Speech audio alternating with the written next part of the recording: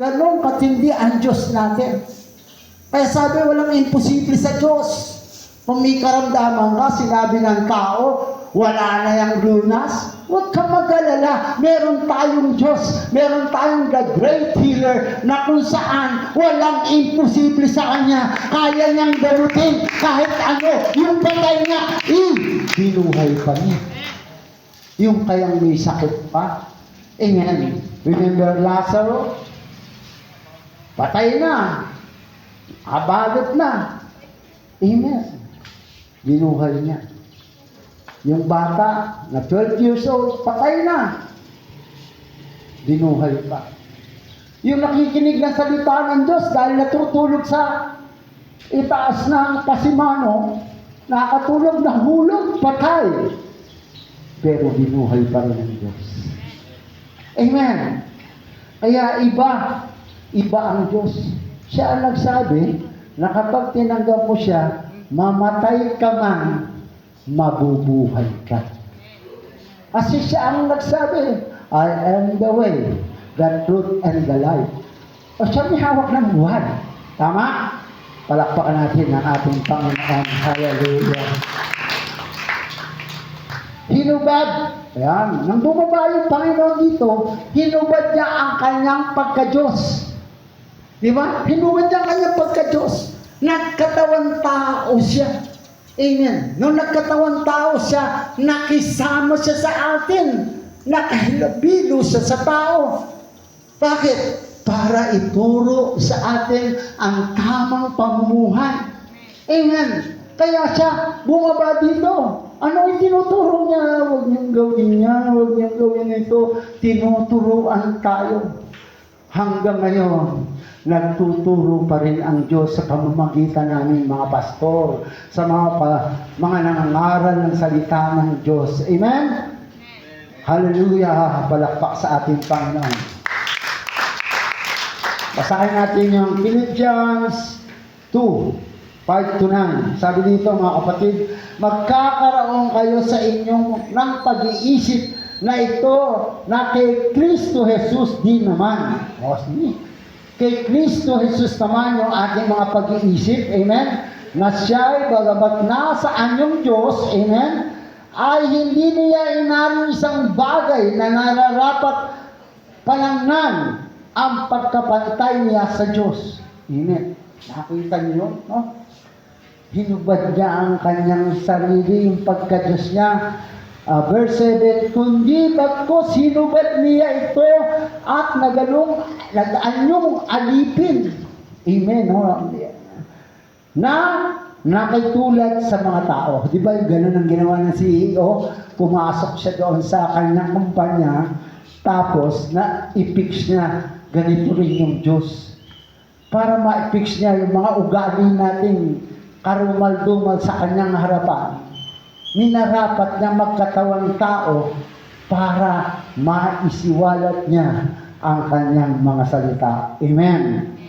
At palibas ay nasumpungan sa anyong tao, siya'y nagpakababa sa kanyang sarili. Inyong Diyos. Ino mo, kaya ba natin yun? Na ibababa mo ang iyong sarili. Amen. Diyos yun ha. Pinag-uusapan natin. Hallelujah. Sabi niya doon, na nagmasunurin hanggang sa kamatayan. Kasi, bakit sinabing naging masunurin hanggang sa mamatay siya? Diyos ako eh. Kaya kong pumalag. Kaya kong patayin lahat na nasa harapan ko. Pero hindi raw niya ginawa yun. Amen. Sabi niya dito, naging masunurin hanggang sa kamatayan. Oo, sa kamatayan sa krus. Amen. Kung naibuka nga niya yung dagat, no? Yung pa kayo na mapakusa sa krus, kaya niyang lipunin yun. Bakit hindi siya pumalag? Bakit naging masunurin siya? Utos ng ating amang nasa langit, hallelujah, na ikaw ang magiging kabayaran ng ating mga kasalanan. Amen. Kaya hindi siya pumalag. That is plan of salvation. Amen. Kaya intindihin po natin, ba, yung mga tao kasi, parang baliwala lang yun sa kanila. Amen. Alam mo ba kung bakit ipinapaalala ang pagkamatay ng Panginoon taon-taon? Para mabago ang tao. Bakit ganun? Habang nagtatagal, lalong dumadami ang sumusuway sa Diyos. Amen. Di ba? Hindi natin malaman. Siguro dapat na natin ihinto yan. Para ang maalala nila, yung Diyos na buhay. Ang Diyos natin buhay. Amen. No? Kaya sabi nito mga kapatid, hallelujah, sa verse, hallelujah, 9, kaya siya naman ay pinakadakilang Diyos. Amen. Na siya'y binigyan ng pangalan lalo na sa lahat ng pangalan. Amen. Ang sabi dito, upang sa pangalan ni Jesus ay iluhod ang lahat ng tuhod na nasa langit at nasa ibabaw ng lupa at nasa ilalim ng lupa.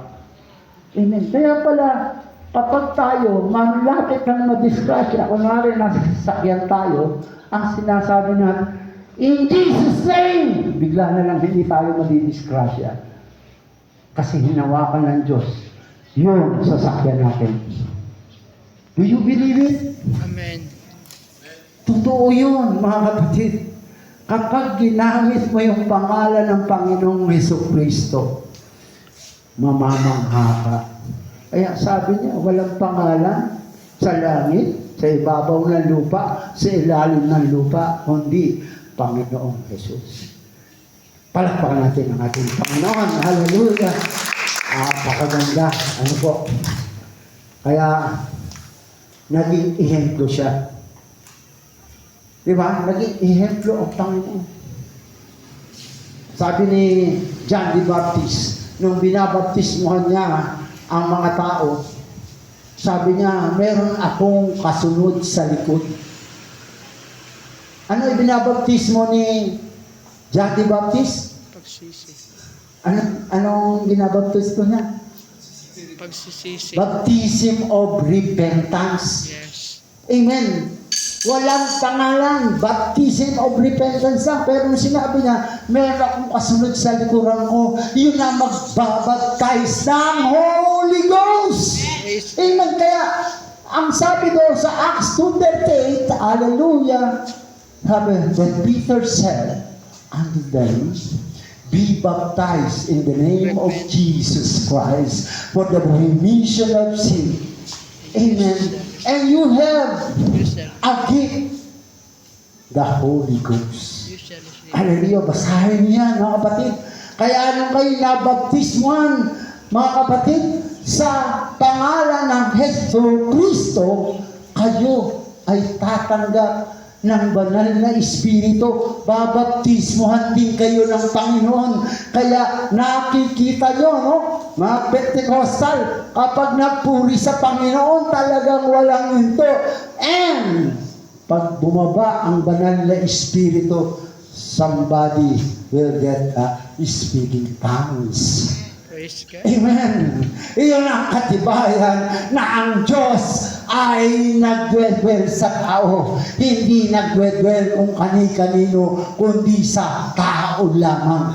Sabi niya, you are my temple. Hallelujah. Sa iyo lang magdwell ang ating Panginoon. Hallelujah. Mga kapatid, maganda na ang example natin si Jesus Christ. Kaya ang sabi, walk with Christ. Kung ano ang ginawang paglalakad ng Panginoon, yun ang sundan natin. Amen. Kung ano ang kanyang pinuntaan, doon tayo makakarating. Hallelujah. Hallelujah. Inihandog niya ang kanyang buhay para tayo maligtas. Amen. No, napakaganda. Kahit dati niya tayong kaaway, dahil sa ating mga kasalanan. Ngunit, ang ibinalik niya tayo sa maayos na kalagayan na kasama siya. Amen. Kaya ang sabi, you're Christian? Oh, dapat pag malaki mo yun. Bakit? Yung Christ kasama doon sa word, Christian. Kaya pag yun, ituloy mo, Christ, tapos I. No? I ang sunod. Christ, I, tapos A, M, tapos M, nothing. Christ, I am nothing. Diba? Kapag tinuloy mo ng acronyms nun, nakikita natin. Hindi yung disgrasya. Talaga namang wala tayo. Itatak sa kanya.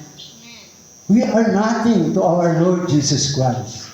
Dahil siya ang napako, dahil kaya nabuhay muli tayo. Palakpak sa ating Panginoon. Ano ang ibig sabihin ng new relationship with God? Sabi diyan, number 1, wonderful relationship. Bakit tinawag na wonderful relationship? Ang tao ay walang relasyon sa Diyos dahil sa kasalanan ni na Eva at ni Adan. Kasi yung tao dati nandun sa langit, nasa Garden of Eden. Ngayon, bawal ang makasalanan doon, nilabas sila. Kaya ang sabi, nawala yung relasyon nila sa Diyos. No? Hindi pala sabi kasi ng Panginoon, wala kayong salang mamamatay kapag kinain mo yung prutas na yan. Ang ibig sabihin pala nun, mga kapatid, wala kayong salang mamamatay. Mamamatay means mawawalan kayo ng relasyon sa akin dahil sa kasalanan. Amen. Amen ba? Amen. Pero, nagkatawan tao ang ating Panginoong Hesus. Siya ang namagitan sa Diyos at sa atin. Tama? Kaya nga, nanumbalik ang relasyon natin sa Diyos nang tayo ay naborn again. 1 Timothy 2:5, ano sabi yan? Sapagkat may isang Diyos, ay may isang tagapamagitan sa Diyos at sa mga tao, ang taong ito ay si Kristo. Amen. Kaya tinawag siya na Son of Man. Amen, di ba? Tinawag siyang Son of Man.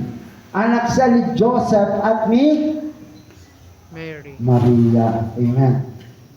Hallelujah. Wonderful kaya ang tao sa kaya. Para mapanumbalik niya ang relasyon niya sa Diyos. Napakaganda mga kapatid. Yan yung sinasabing wonderful dahil si Kristo Jesus ang gumawa ng lahat para sa atin. Amen. John 14:6. Ang sabi kanina ng ating song lead, ating MC, sinabi sa